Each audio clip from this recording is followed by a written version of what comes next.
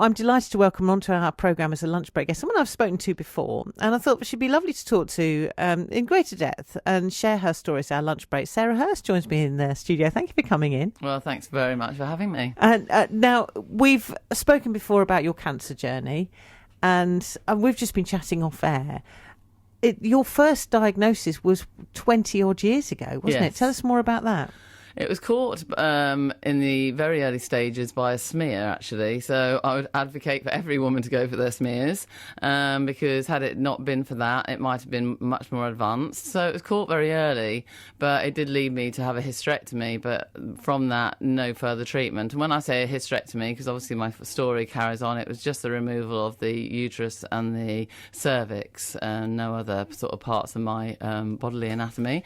And, you know, I just got on with my life. What was life like at that time then, as you were going along for that smear? Most of us go along and you just think, oh, it's going to be fine, and then suddenly it's not. Yeah, it's scary. I mean, that is the only way to put it. I think the whole journey with facing any cancer diagnosis, however small or large, it's really scary. You know, the fear and the overwhelm sort of kick in. You've got decisions to make. You know, what's the best sort of surgical options or non-surgical options? So there's a lot of stuff there and emotional stuff that you have to deal with at the same time. And had you had children at that time? Were you busy? I had. So for me, it was sort of a fairly easy decision to make that because, I didn't want any more children. But you're managing work, kids, all the things that... Yeah, I was self-employed and juggling that and young kids and taking time out of work and managing, as I say, I think this is sometimes it, isn't it, that you think, you get the treatment, but you forget about all the other stuff that goes on, even down to getting parking at the hospital. Yeah, absolutely. So obviously life continues. The kids grow up. Yeah, they do. And you carry on with a stressful job. And then you get another diagnosis. And stress, I think, was a big part of that, actually. So, stressful job and moving forward, because I do think stress impacts it massively. And yes, for 2021, after that, obviously everyone was very stressed during COVID and managing businesses and things like that. I was just about to go back to work, and I was actually abroad in Mexico at the time, and I was got taken very ill there. And was taken into hospital there and told that the likelihood is that I had ovarian cancer.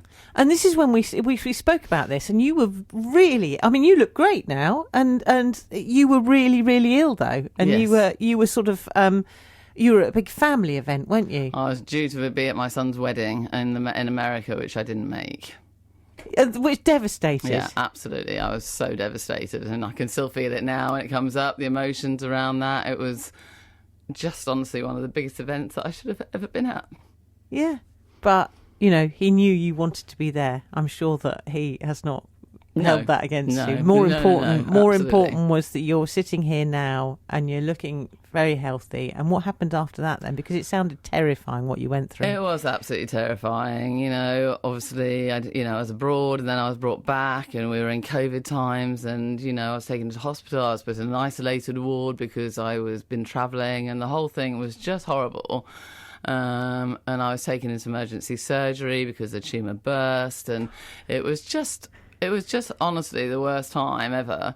But yeah, I with treatment, I went through the 6 rounds of chemo. They removed everything in surgery, and at that time the prognosis was really positive. But I was also told that at the time that I also had the BRCA1 gene that then affected my whole family. Yeah, so that's really difficult to know. So they can treat and cure, but then you've got this gene which makes you a lot more susceptible to it coming back. Absolutely. So your family then have to get tested, I presume. How does that all work? So they all went through their own tests. I lost my sister actually to breast cancer back in 2010. Sadly, she hadn't been diagnosed with the BRCA gene at that time. Otherwise, we would have all been sort of probably got tested years before.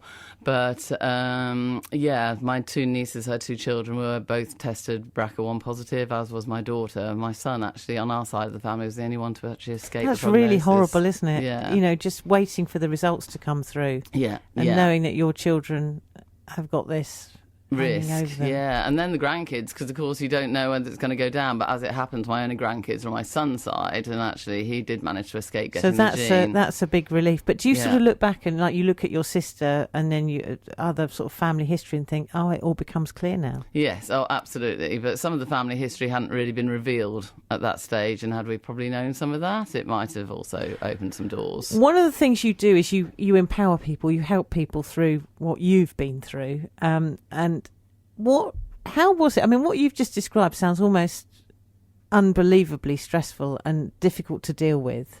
How did you cope with that? How do you even begin to process that, what you're faced with and the impact on your life?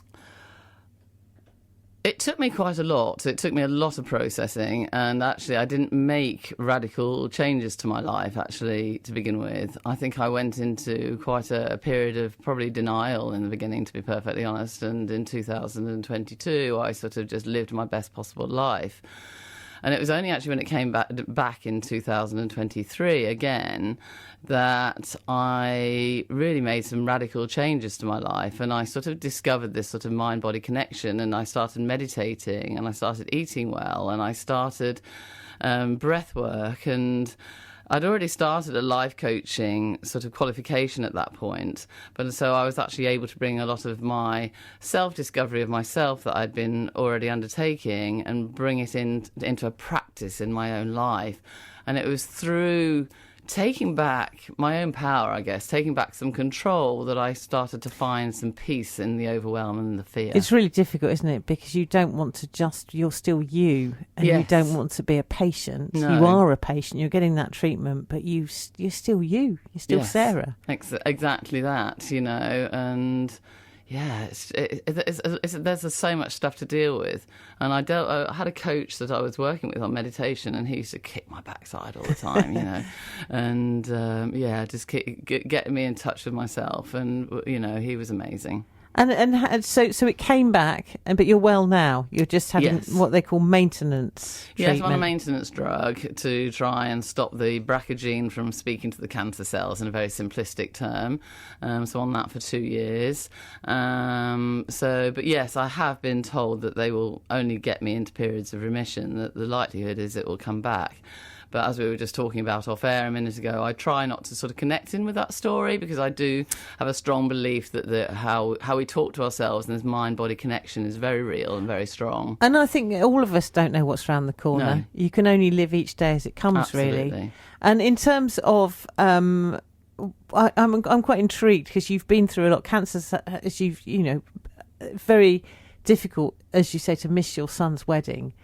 And it's had such an impact on your life that now you're working in a world where you're dealing with other people's cancer journeys. What motivated you to do that? Because a lot of people just go, I want nothing whatsoever to do with cancer ever again.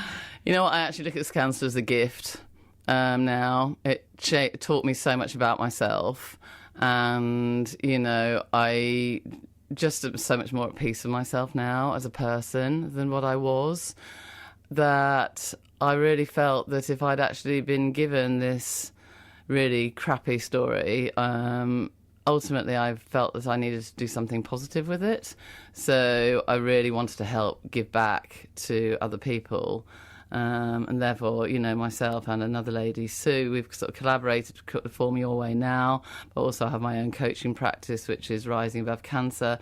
And we support people with in the cancer space, but also moving on after cancer as well, because as Kate Middleton was talking about in the the media only a couple of weeks ago, the lack of support, particularly in the holistic sector, is actually really lacking, and I just feel if I can use this as a gift to actually support other people to find peace. Well, so it's kind of that thing of, right, you've had the treatment, on your way, don't worry, that it must have a massive impact on your life. Just having your life must change forever when you've had that diagnosis. Yeah. Without a shadow of a doubt, and when you're through it, when you're going in it, it's very overwhelming and fearful, but you've got the medics and some support from them, but it's not emotional support, not really. It's very much practical support, and you need the emotional support, which is where I come in. But then it's also the moving on after cancer, get back to normal now, you're sorted, you just got to go back to your normal life, and you're lost. Nothing's normal ever again, it just can't be. Well, thank you for joining us as our lunch break guest. We'll talk more in just a moment after Post Malone, Morgan Wallen, and I Had Some Help.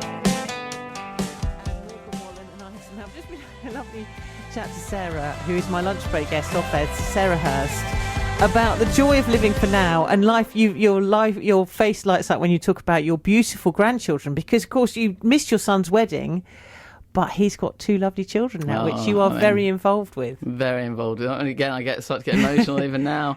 They are the apples of my eye. I just love them dearly. Evelyn, who's nearly 4, and Aidan, who is nearly 1. And yeah, they're just they are the joy, and that's the point of finding the joy in everyday moments all the time. And that's what children do. That's what very young children do. You don't see a 4-year-old obsessing about what's going to happen in 5 years' time. It's just what we're doing now. And we sort of get older and we forget that life is about living now. Absolutely. I mean, it's, we have to live in this present moment, I don't know what's going to happen next week, next month, next year. None of us do, So to live in this present moment, to go back to the power of the now, as Eckhart Tolle would say, it's just so important. You do hear, and I always find it strange when people say, like you said, it's almost a gift to be given that insight into what life's all about, rather than just on this treadmill going through life without really thinking about it. When you take your future for granted, you don't really appreciate the present. No, absolutely. And I think that's the thing, we do take life for granted. And it's only when something like this actually happens that you actually stop and you reevaluate and you realise that we're not immortal, that it actually takes you to almost slow down and look at things very differently. Although I must admit, lately I don't feel like I've been slowing down, but slowly has been my motto for a long time. And you're thinking of launching, because you work with someone else too, and you're thinking of launching a podcast as well. Yes. So how's that all going? Well, it's very much in the early days. We're still in the very ideas phase. We've got hopefully a few guests lined up, and we're just trying to work it out, of how we're going to record it and where that's going to be, and the structure of it. We're all sort of quite new to that thing, so we're trying to learn how to what we should be doing.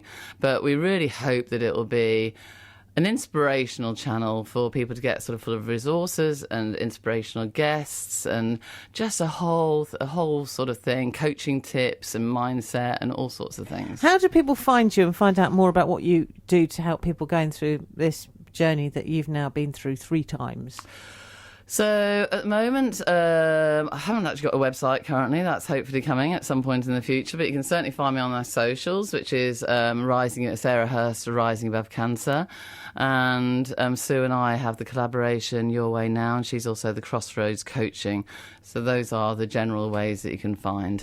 And a busy summer ahead with the grandchildren. Yes, indeed. Very much so. It's been so lovely to see you. Thank you, Sarah. Thank you for having me on. For being our lunch break guest, Sarah Hurst, joining me on the programme.